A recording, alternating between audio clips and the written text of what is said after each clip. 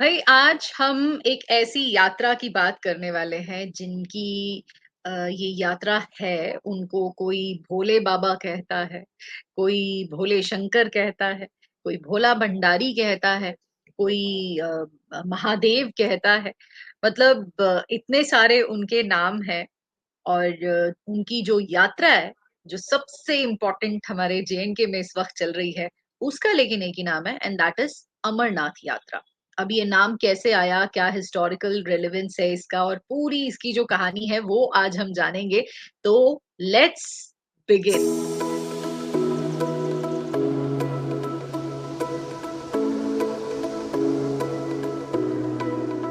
Hello, hi and welcome. Juhi Mohan है मेरा नाम। हिस्टोरिक टेल्स आपको सुनाना है मेरा काम। तो लेट्स बिगिन हिस्ट्री में हिकमा with Juhi, know your roots. और उसके लिए हमारी को host and historian doctor Mrinalini Atre ji को हम इनवाइट कर लेते हैं स्क्रीन पर। Mrinalini ji, welcome welcome welcome. Thank you, Julia, and hello to तो all. मृणालिनी जी, सबसे पहली चीज जो मैं अक्सर सोचती हूँ कि व्हाई दिस नेम अमरनाथ यात्रा।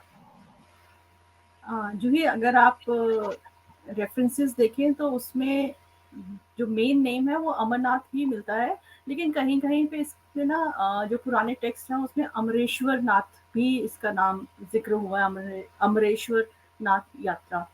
बट अमरनाथ यात्रा इसलिए बोलते हैं बिकॉज जो प्लेस है, जो ये गुफा है जिसको अमरनाथ कहते हैं, that is a place where Lord Shiv gave the lessons of how to become immortal to his wife, that is Parvati.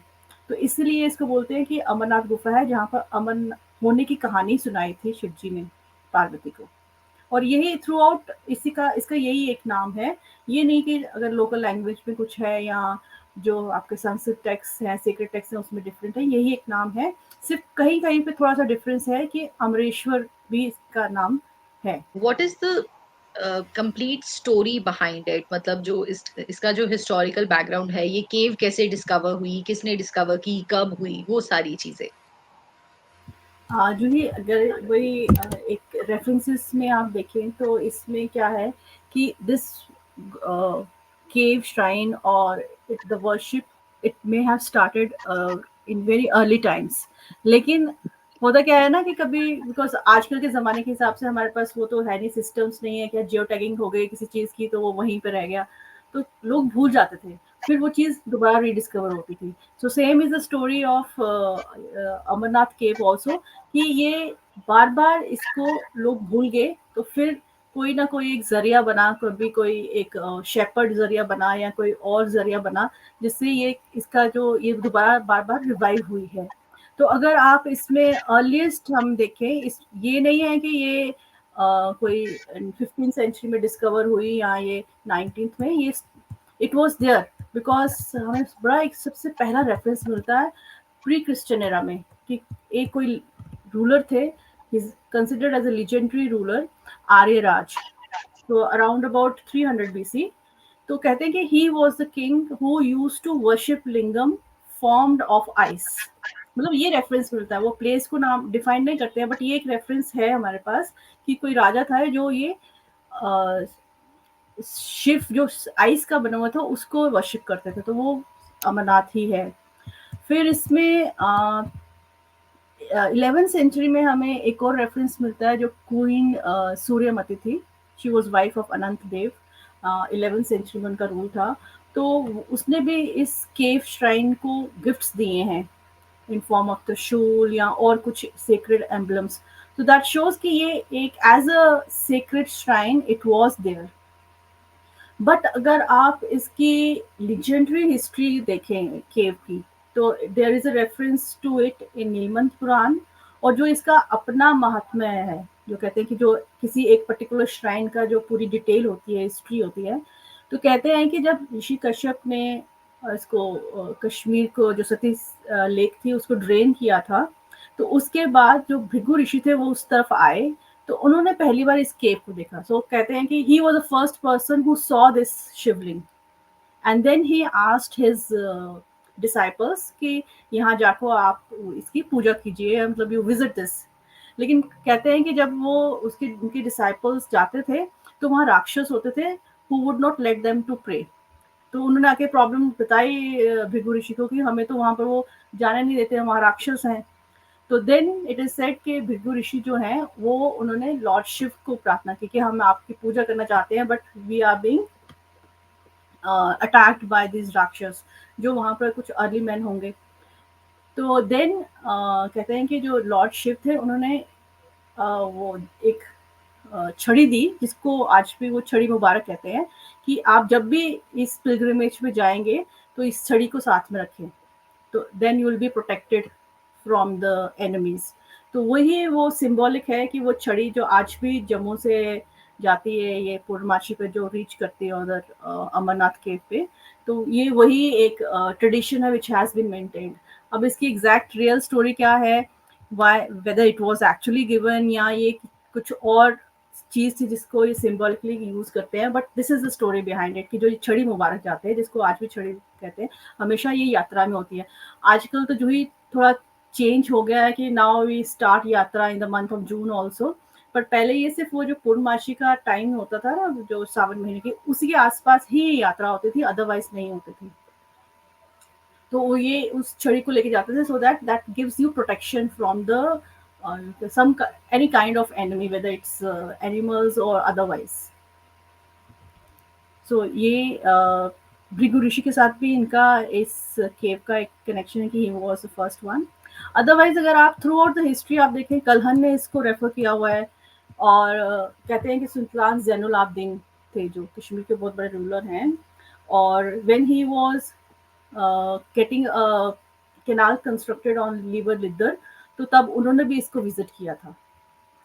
उसके बाद आपके आईने अकबरी में भी इसका रेफरेंस मिलता है, और जो प्रज्ञान भट्ट हैं उन्होंने किताब लिखी है राजवली पत्रिका, जो कि बाद में शुक है उन्होंने कंप्लीट की, तो उसमें भी इसका रेफरेंस मिलता है कि ये जो इवन अकबर के टाइम पे भी यहाँ पर प्रॉपर पिलग्रिमेजेस होते थे। लेकिन जो इसको ऑफिशियलाइज करना एज अ स्टेट टास्क की, मतलब ये गवर्नमेंट का काम है, वो डोगरा रूलर्स के अंडर ही हुआ था। इनफैक्ट इट वाज इन 1934 कि जो महाराजा हरि सिंह ने इसको ऑफिशियलाइज कर दिया as a state pilgrimage.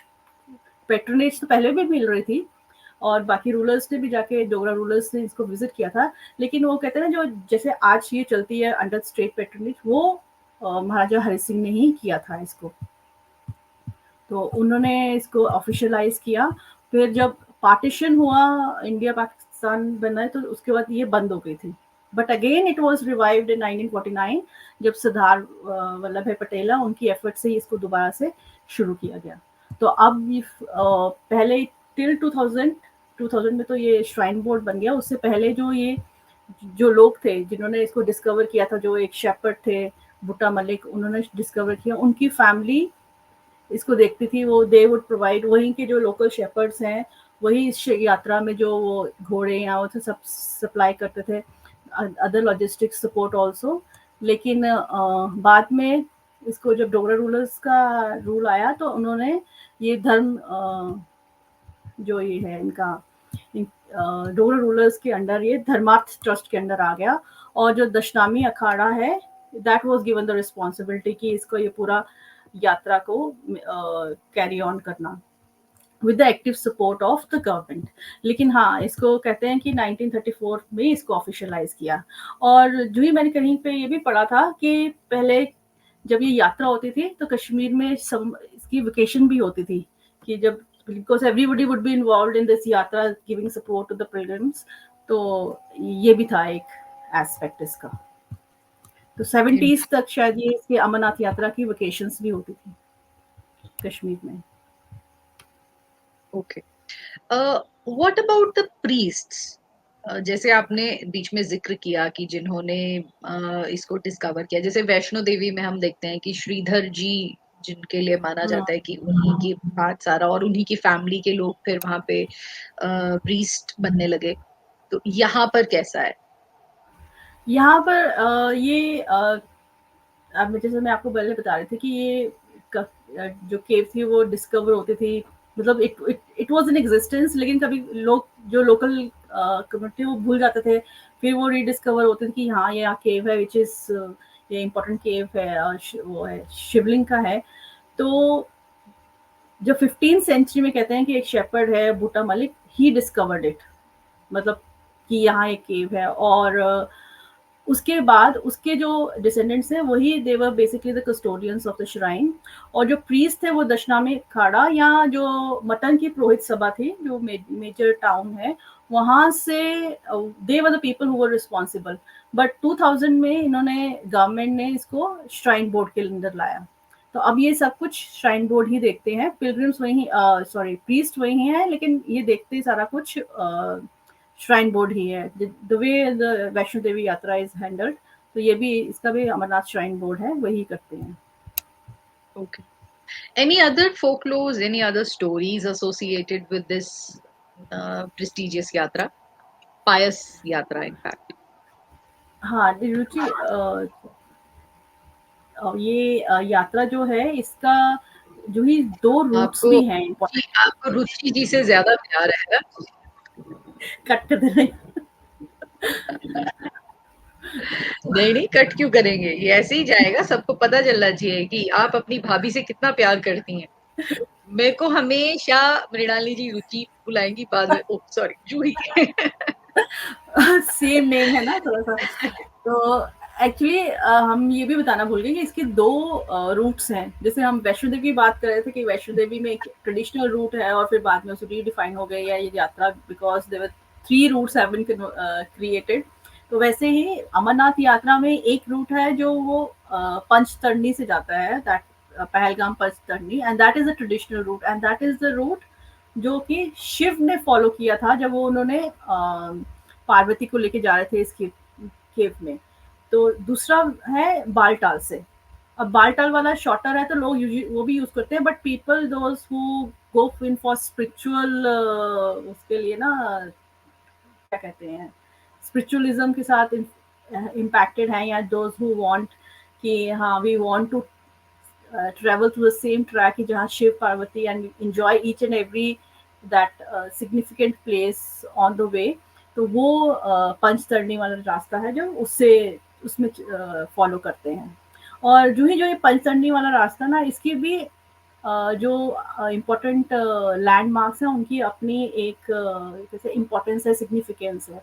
Because ये जो पाथ है ना from Pahalgam to the cave, वो ये सिंबलाइज करता है कि Shiv, what he's trying to show is कि when you want to achieve that immortality, so you have to leave everything behind, only then that you can achieve that। तो वो हर एक area, कैसे शिव जी ने पहले अपने एक चीज छोड़ी, पहले नंदी बैल को छोड़ा पहलगाम में, तो उसको पहले बेलगाम कहते थे, फिर बाद में पहलगाम उसका नाम पड़ा। फिर आहिस्ता आहिस्ता सब कुछ छोड़ के एंड में अपने बेटे को छोड़ के फिर वो पंच तत्व जो वो छोड़ के ultimately by the time he reached the cave, so he had actually given everything। और why he was giving up all these things, because why actually the story started कि पार्वती शिव को बोलती हैं कि आप ये गले में ये स्कल्स का माला क्यों पहन के रखते हैं, वो मुंड माला क्यों पहनी हुई है। तो शिव जी उनको बताते हैं कि जब भी तो आपका एक पार्वती को बता रहे हैं कि आप you are born and you die again, मतलब पार्वती के कितने जन्म हुए हैं और हर बार उनको शिव मिले हैं, तो वो जब हर एक जन्म का उन्होंने वो स्कल रखा है एज ए सिंबल। तो देन पार्वती आज कि मैं क्यों पैदा होती हूँ और मुझे मरना पड़ता है, एंड वाई नॉट यू, आप इमॉर्टल क्यों है। तो फिर उसके जो उस व्हाट यू से पाथ पे चलने के लिए टू बिकम इमॉर्टल, तो शिव जी ने पार्वती को ये पूरी स्टोरी सुनाई थी, अमर कथा, which was told with in this केव। और लेकिन वो शिव ने how he went through the process of living everything all worldly thing behind, और वो वैसे केव में गए। और कहते हैं कि केव में जब वो गए हैं तो उन्होंने एक रुद्र पैदा किए हैं कि जिसको बोला उन्होंने कि चारों तरफ आग अग्नि लगा दो so that nobody can enter this place. तो कहते हैं कि उसमें जब वो डियर स्किन थी उस पर बैठे हैं तो एक कोई एग रह गया उसका पिजन का, और उसने सुन ली। तो because of through that egg the pigeon that pair was born. और जो ये हैरानगी की बात है कि आज भी आपको 2 कबूतर का जोड़ा मिलता ही है, बहुत बार देखने को मिलता है and in that too in that kind of snow capped mountains जहाँ पर यूजुअली कबूतर होते नहीं हैं। एक्चुअली मैं आपसे अभी यही पूछने वाली थी कि वो जो दो कबूतरों की जो कहानी है, what is that? So I am glad you already No, these are took strange it up. things, which compel you to accept this that yes, there is something जो ये कहानियाँ नहीं है, there is energy because of which otherwise कबूतर कहाँ होते हैं snow capped mountains में, बट और यहाँ है और वो जोड़ा ही है। कहते हैं कि बड़ा लकी होता है वो कबूतर अगर आपको दिख हम्म, जाए तो। देखिए। लेकिन अनफॉर्चुनेटली आजकल कबूतर क्या दिखने हैं, आजकल तो ज्यादातर लोगों को शिवलिंग भी नहीं दिखते हैं। हमारा फिर से थोड़ा सा एक्टिविज्म आ जाएगा यहाँ पे।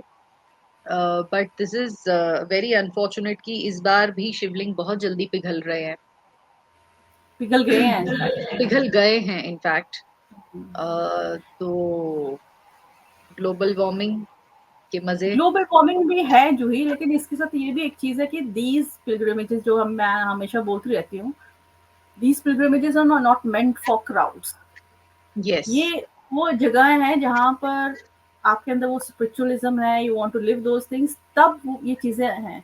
अब तो है ना कि वो दौड़ लगी है, केदारनाथ हो या ये या वैष्णो देवी, तो वो उस आपने जब छड़ी वाली स्टोरी सुनाई ना, I am sorry to interrupt, आपने जब छड़ी वाली स्टोरी सुनाई कि उन्होंने कहा कि हम आपकी पूजा करना चाहते हैं और ये पूजा नहीं करने दे रहे हैं। मैं कई बार ऐसे सोचती हूँ कि जैसे हमारे भगवान हैं, स्पेशली भोले बाबा हैं जो, वो हर जगह ऐसी ही जगहों पर हैं जो बड़ी इजीली एक्सेसिबल नहीं है। नहीं है, डिफिकल्ट या टरेन। तो उसका एक रीजन ये हो सकता है कि वो चाहते हैं कि जो भी लोग दर्शन करने आए उनको थोड़ा कष्ट हो, और जब शरीर को कष्ट होता है तो हम भगवान का नाम ज्यादा लेते हैं। या उसका ये भी रीजन हो सकता है कि वो नहीं चाहते कि कोई भी आकर उन्हें डिस्टर्ब करे। हाँ, वो जो ये इसका ये भी है ना कि जो ये शिव है वो योगी हैं, तो जो योगी हाँ, है ना वो वो बिल्कुल हमेशा हमें मेडिटेशन secluded करते हुए secluded मोस्टली नजर places आते है, हैं। हाँ, हाँ। तो तो यही है आई कि डोंट बात नो। कि अब मैंने आपको बताया ना कि ये किसी ज़माने में ये जो यात्रा होती थी, ये सिर्फ़ थोड़ी देर देर के लिए 10-15 दिन के लिए होती थी। अब इसको ज़्यादा कर दिया है, तो वहाँ का जो एटमॉस्फेयर है, वहाँ का जो अ, प्लेस है ना, वो इतना क्राउड नहीं झेल सकती। तो ऑब्वियसली थोड़ा वार्मिंग होगी तो वो शिवलिंग पिघल यस। पिघल जाएँगे। तो these are things which have to be kept in mind. लेकिन अब सभी होता है ना, प्रॉब्लम सबको है कि एवरीबॉडी वांट्स टू गो, और अब इतने ईज़नेस कर दी हुई है यात्राओं में, तो सबको लगता है कि भागे भागे जा चलो। सकते हैं तो जाना चाहिए। हाँ। वो भी आई मीन देखो, हम भी तो, मैं भी तो गई हूँ, मेरे को भी इच्छा थी कि मैं जाऊं, तो हर कोई जाना चाहता है। बट आई डोंट नो ये कितना सही है, इस तरह से हम लोगों नहीं, का हर जगह इट्स चले नॉट, जाना। You can not bar people from going, but एक ना विद इन टाइम लिमिट में वो एक होता है ना, पिलग्रिम्स की नंबर को लिमिट किया जा सकता है, and I think with otherwise. Responsibility, क्योंकि हम लोग जहां जाते हैं हम वहां के एनवायरनमेंट को गंदा ही करके आते हैं, प्लास्टिक ये वो दिस दैट वो सारा, हम धीरे धीरे ये चीजें ऐड ऑन होती हैं। तो this is what it is. Anyways, चलो एक्टिविज्म खत्म करते हैं यहीं पे अपना। Anything else you want to add, Mrinalini ji? नहीं, आज के लिए इतना ही ठीक है, नहीं तो राइट, हमारे थैंक यू दर्शन वेरी करना मच। बोर हो जाता है इतना लंबा। Thanks a lot Mrinali ji, thank you very much.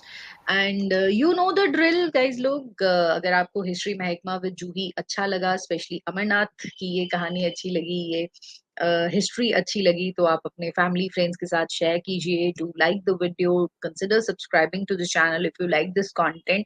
And comments में आप भी अपनी कहानियां ऐड कर सकते हैं। आप कुछ भी अगर हिस्टोरिकल पर्सपेक्टिव कोई इसमें डालना चाहते हैं, right Mrinalini ji? Sure. Right. So thank you so much for watching. Until next time, bye bye.